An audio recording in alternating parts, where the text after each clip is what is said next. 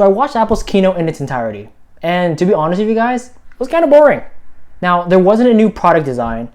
It didn't have a lot of things we hoped for.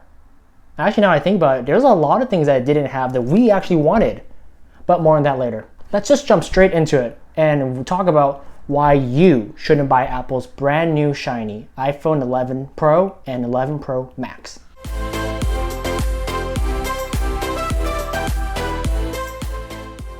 Okay, so if you're watching this, chances are you are either a person on the fence on whether or not to buy a brand new iPhone 11 Max, or iPhone 11 Pro, or iPhone 11 Pro Max. Or you're also a person that just wants to watch some sweet Apple bashing. I got good news for both of you two. I welcome all folks from every walk of life. Now, specifically to my fellow iPhone Apple brethren, I have an iPhone. I like iOS.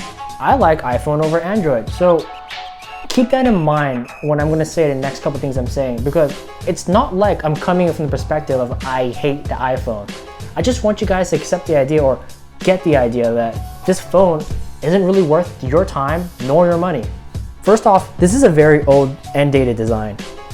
The iPhone 11 Pro and Pro Max are running on a 2 going on 3-year-old design language. Starting first with the iPhone 10, continuing on by the 10s, and now hopefully it will end with the 11. Apple's now in a 3-year design cycle, which although now makes sense because it's in line with consumers since they're upgrading their phones roughly every 3 years. That means designs will last longer and it won't follow the old adage of tick-tock cycles, like the 4, the 4S, and the subsequent 5 and 5S in the old days. Oh, speaking about the old days, I really miss how Apple used to name their iPhones. It didn't have any stupid words in any of it. Remember iPhone 6 Plus? Well, now we have iPhone Max and Pro Max. In fact, it's so obvious that even Apple themselves are aware of how antiquated this design language is. If you watch the keynote, you notice that we mostly only saw the camera bump and the back of the phone itself. If you compare it to when Apple originally unveiled the iPhone 10, they prominently showed off the notch in the first iPhone 10. It was a great leap in design and they were proud of it. It was in all their ads and they were very unapologetic about it. Juxtaposition it today, the iPhone 11 isn't something Apple's gonna be boasting about in terms of design. That's why they mostly talked about the camera. Here's a screenshot from what I noticed from the keynote itself. Notice how when they showed the front of the phone, they used picture composition in order to black out the notch without drawing obvious attention to it. Again, this is a stark contrast to how proud they were just a few years ago. If you just saw the iPhone part of the keynote, it really did seem like it was just a camera launch instead. You're essentially buying a camera now. A camera that can also surf the web and make calls. Okay, now to be fair, I'm 100% certain that this is the best camera that Apple has ever made and it's going to be a great point and shoot. But we can't lose sight of what the iPhone is and was. It's more than just a camera. Next up, and pretty obviously, is the price. It just costs way too much. Starting price $1,000 and $1,100 for the Pro and Pro Max. Again, stupid name. I just don't think that people who are actually buying iPhones because they care about it and not, professionals, they're not getting their money's worth. Now, I know that price is relative to that individual consumer, and it should also be taken in context to what other products that its competitors are unveiling as well. With this in mind, I personally would have effectively argued, and if you've ever wanted, debated, on why the iPhone 10 at launch a few years ago was worth $1,000. And although I wouldn't personally argue why the 10s is worth $1,000, I think it's a fair debate. I would have gladly heard someone else do it. But right now, can you really find someone to argue why the iPhone 11 Pro and Pro Max are worth the asking price of $1,000 to $1,100, let alone what's gonna cost overseas? Now, if you really just think about it, you're paying $1,000 or $1,000 plus 100 for a phone that next year, because iPhones are sold every year, we all know that, is gonna be horrendously outdated by what even Apple's gonna sell. They may even cost the same price or maybe $50 more depending on how margins are and how the trade war is in the future, but you're gonna have a phone that is gonna look outdated. Maybe they slim down the notch, or hell, maybe they even get rid of it. You're gonna have that piece of display technology that no one will look back fondly on. Now maybe at this point, from how many times I've talked about the notch or other YouTubers have mentioned Apple's notch on top of their displays, it may come off as petty. But really, it isn't, because if we just step away from the notch, we can look about what this phone doesn't bring and what we expected. This phone, this 11 Pro and Pro Max, which are supposed to be the best an iPhone can be, there's still no 5G. there's no 90 Hz display, and there's no two-way wireless charging for Apple's own wireless charging earbuds. Samsung does it on their newest phone, why can't Apple?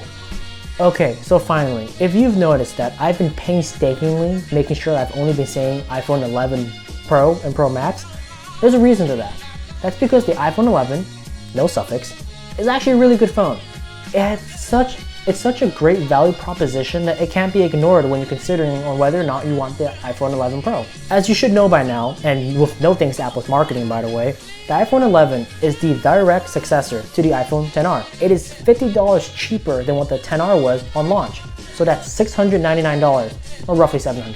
That's $50 cheaper, even though it has upgraded internals, so it's the same inside as the 11 Pro and Pro Max. Dual cameras with that same, super cool by the way, ultra wide camera. And to top it off, it comes with a fast charger out of the box. No, it doesn't.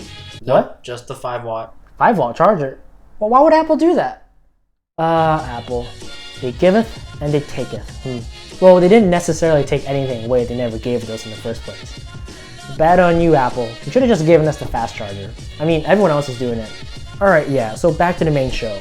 To be fair, the iPhone 11 does not come with an OLED display. It still has slightly thicker bezels, and the screen isn't as crisp as its more expensive brethren and sisters. But when it comes to day-to-day usage, the iPhone XR, customers that owned it, were pretty satisfied by it. So if we extrapolate that data, we can deduce that the iPhone 11 owners, they're gonna love their phone too. And it's gonna be future-proof to last even longer.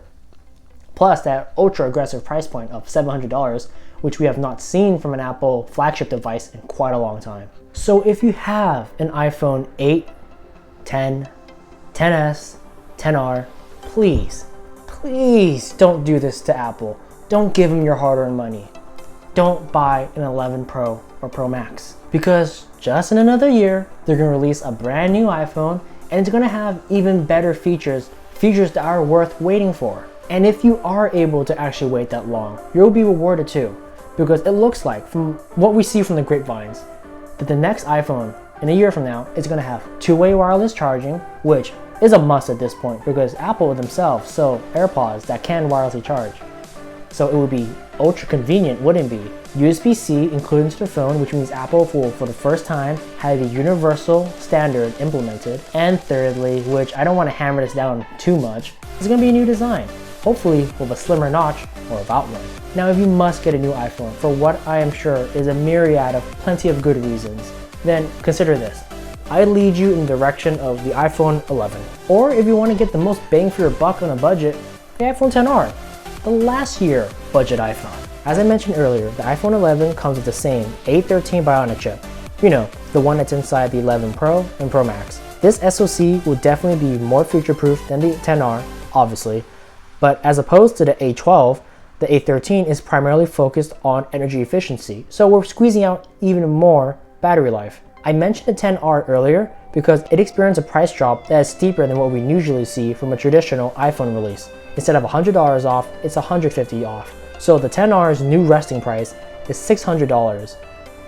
The XR is still a pretty decent phone. In fact, more than decent. It's a great phone. It still has a pretty good camera, and by all means, a pretty excellent SoC, the A12, which holds its own against Qualcomm's 855 at the moment. So, with all that in mind, if you want Apple's newest 11 phone, get the iPhone 11.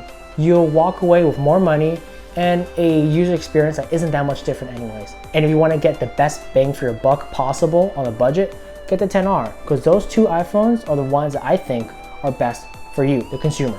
Thanks for watching, guys. If you like what you saw, don't forget to give a thumbs up down below and subscribe if you want to see more future videos. If you think that the iPhone 11 Pro and Pro Max, dumb name, is worth it, go ahead and share your insight down in the comments. I'd love to read it and I'd love to disagree with you. Alright, see you in the next one. Peace.